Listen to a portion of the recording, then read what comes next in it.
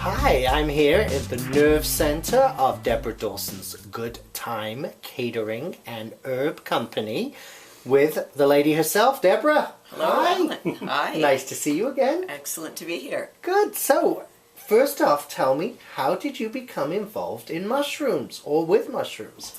Well, I learned to cook in France, living in France in the countryside, and when I came here with my partner Jacques, he was an avid mushroom collector and went out and was absolutely astonished to find these immense chanterelles growing everywhere, and he took pictures of them and sent them back to France, and I still have some of those shots of him staring at these gorgeous big huge mushrooms. And of course the use of them in our cooking was instant, and we used them in our restaurants, and and at that time people weren't as aware of the value of wild mushrooms as they now are, but they've slowly become popular as people realize how fabulous they are for all kinds of cooking. Great. Talking of which, you are famous for your blends and for the things that you do with mushrooms, so why not tell us a little bit about how you came up with them? Well, I live on the edge of Jackson State Forest, so it's easy for me to go out and get things. And as I began to use them more in my cooking, and I began to blend herbs to deal with the different kinds of challenges as a caterer and a restaurant chef, it's really nice to have herbs that are already blended for different purposes. So I began to blend them up for my uses in my catering and my restaurants. And then as I began to experiment with wild mushrooms and realized what their culinary value was, it was pretty natural to think of just blending these wonderful flavors and aromas. Oh, you have examples. I do. These are black chanterelles. So I began to blend dried mushrooms right into my herb blends, and the flavor combination is just sensational. And that way, with the mushrooms already being dried, we dried them and diced them.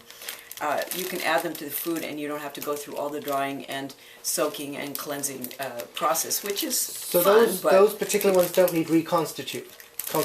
They're going to reconstitute as you use them in the food, in the blends. So I've come up with a bunch of different blends. This one is porcini and shiitake, which has the dried porcini and shiitake with a blend of seasonings that's really awesome in well, I use it in polenta. It's fantastic in polenta, for instance.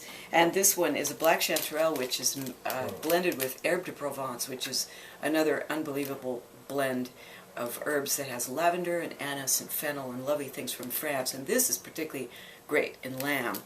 And another idea being the porcini mushroom, which is one of our local stars, blended with Italian seasonings. And this is an Italian idea, if you will, that just works fantastic for all kinds of Italian cooking meats, tomato sauces, pizza, lots of things. And what are some of the indigenous mushrooms that you are able to gather in the Mendocino area? It's really lucky that it's this time of year, because I went out yesterday to get you some examples, and this is what I got yesterday. Just behind my house, and we're really lucky because the local stars of the show, except for the black chanterelle, are all here. The black chanterelle comes in January, like a little later, so there's no way. But this, I'll actually show you this dried. It's called the Black Trumpet, and it's really, really gorgeous because it looks like a little trumpet, and now they're all dried up, but you can see a little trumpet with flutes on it, and this is part of the chanterelle family. And the chanterelle family is a marvelous thing. This is a white chanterelle, and you can really tell, and this is a yellow chanterelle.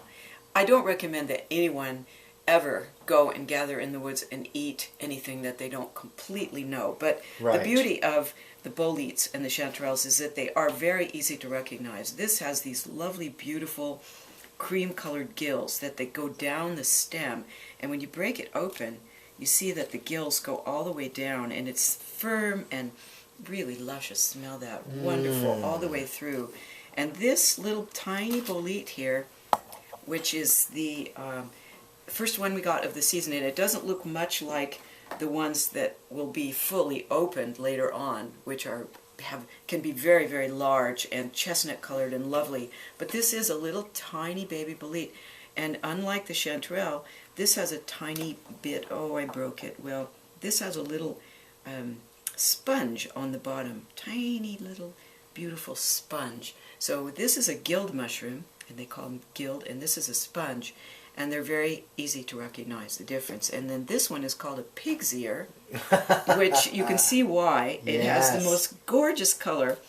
And again, this is a chanterelle fluted edge that you can see, and this very, very distinctive color, which is just lovely, and all very firm and fun to hold and fun to cook with. And these are earth mushrooms? These aren't the kind that grow on bark or wood, are they? Well, these are going to be on old rotting wood that's down in the forest. Yeah, right. They love rotting wood, and the boletes like to grow under pine trees and in their pine needles.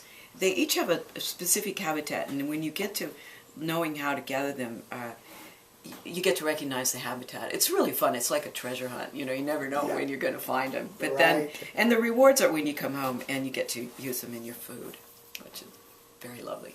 Debra, thank you so much for giving us a little bit of knowledge about gathering mushrooms, and also about how we can cook for them. And if people would like to know more or obtain your herbs and your blends, they can do that by going online to www.goodthyme, and that's THYME.com.